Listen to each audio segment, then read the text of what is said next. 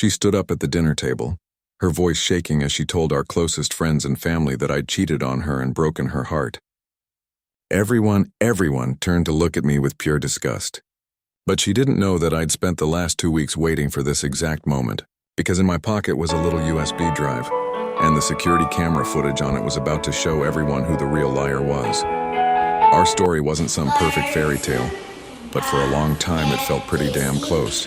Sarah and I had been together for 5 years. We'd built a life, you know? A home filled with laughter and stupid inside jokes. I really thought we had a foundation of trust that was rock solid. I have to travel for my consulting job every few months, but it was never an issue. If anything, it just made coming home to her that much sweeter. But the last trip, that was different. I got home from a 10-day conference in Chicago, totally exhausted, but so excited to see her. The second I walked in the door, the whole house just felt off. The air was thick with this weird, heavy silence. She wasn't there to give me a hug.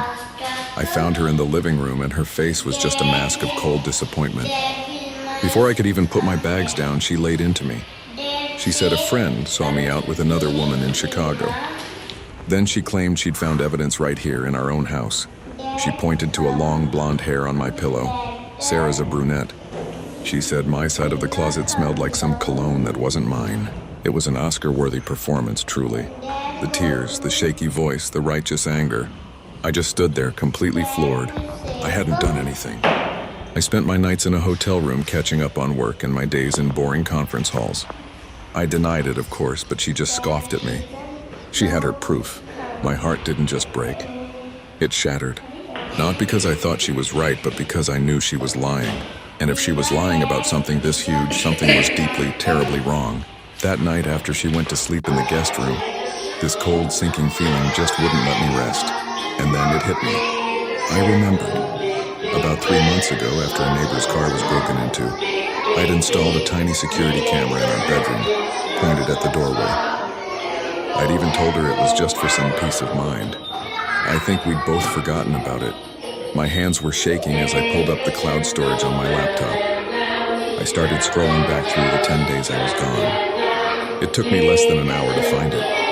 The footage was from 2 days before I came home, and there she was. The video showed Sarah walking into our bedroom. She pulled a single strand of blonde hair out of a tiny plastic bag and laid it on my pillow. Then she took out a little spray bottle and spritzed some cheap musky cologne all over my jackets. She even stood back for a second like she was admiring her work and then just walked out. She was manufacturing a betrayal. She was framing me. And as I watched that video, my heartbreak just curdled into ice. I finally got it. This wasn't some misunderstanding. This was a planned attack. I didn't confront her. What would have been the point? She'd just lie more, gaslight me until I thought I was crazy and twist the whole story around. That video was my only truth, my only power, and I couldn't just waste it in a shouting match she could deny later. I had to be patient. I had to let her play her hand, and oh, she played it. The very next morning, the smear campaign started. She called our best friends sobbing, telling them all about the evidence she'd found. Her story was simple, and that's what made it so brilliant.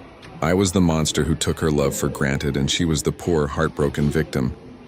Within 48 hours, my phone went dead silent. The group chat I was in with all our friends. Crickets.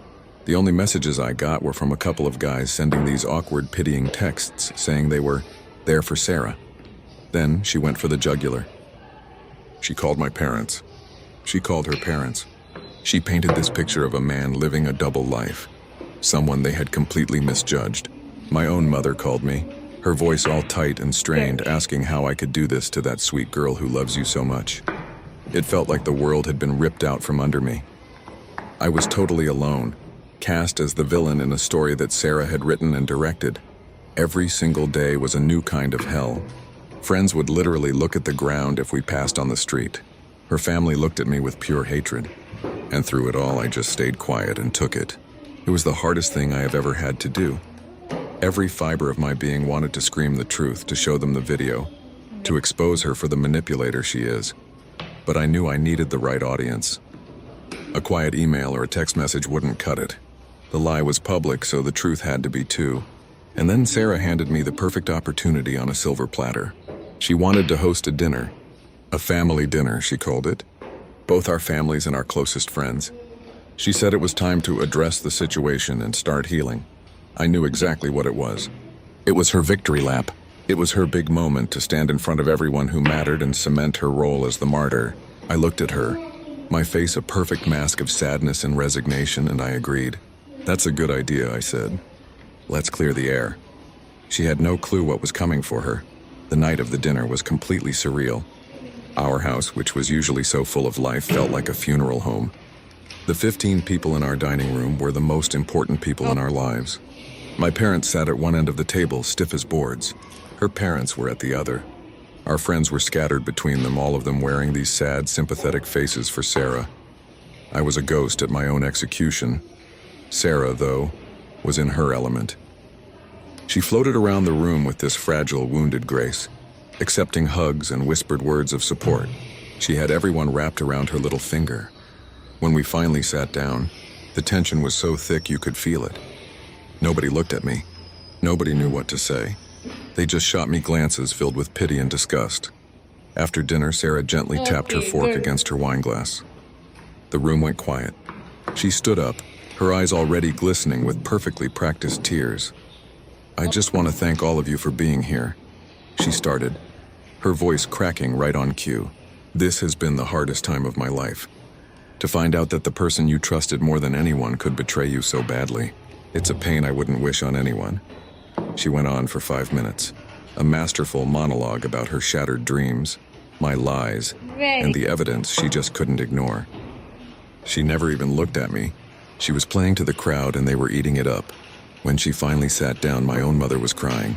Sarah's dad was staring at me with pure, undiluted hatred. This was it. This was the moment she had been waiting for.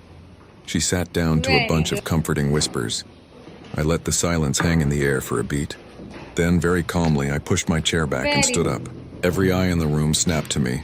"Thank you, Sarah," I said, my voice completely even. "I'm glad you wanted everyone to come together so we could be honest. Honesty is so important. And since we're all being honest, I have something I'd like to share too." I pulled the small USB drive out of my pocket and held it up for everyone to see. We have that smart TV in the living room. I think it's time everyone saw the whole story. You could feel the confusion in the room. Sarah's face went white. For the very first time, I saw a flicker of genuine panic in her eyes. I walked over to the large TV in the living room, which everyone could see from the dining table, and plugged in the drive. I didn't say a word. I just hit play. The video started. Our bedroom popped up on the screen, the timestamp clearly visible in the corner. The entire house was dead silent. Then you see Sarah walk into the room all alone. You see her pull the blonde hair from the little baggie and place it on my pillow. A couple of people gasped. Then you see her spray the cologne on my jackets. My mom's hand flew to her mouth. Sarah's dad, who was ready to kill me just a minute ago, was now staring at the screen, his jaw hanging open. I let the whole damning clip play from start to finish. When it ended with her walking out of the frame, I turned the TV off and the room was plunged back into this thick, suffocating silence. I turned around to face them. Every single person was staring, not at me, but at Sarah. Her face was a twisted mess of shock and pure terror. The mask was gone. The victim act was over. All that was left was a liar, exposed by her own scheme. She tried to talk, stammering something about the video being fake, about me setting her up. But the words were empty. Nobody was buying it. Her own mother just slowly shook her head, her face full of disappointment. Without another word, Sarah grabbed her purse and practically ran out of the house, slamming the door behind her. The next hour was a blur of apologies. My friends, my parents, even her parents, they all came up to me one by one, their faces just full of shame. They had been so quick to believe the absolute worst of me. I accepted their apologies, but something inside me had cracked. The trust I had in them, in their judgment, it was broken.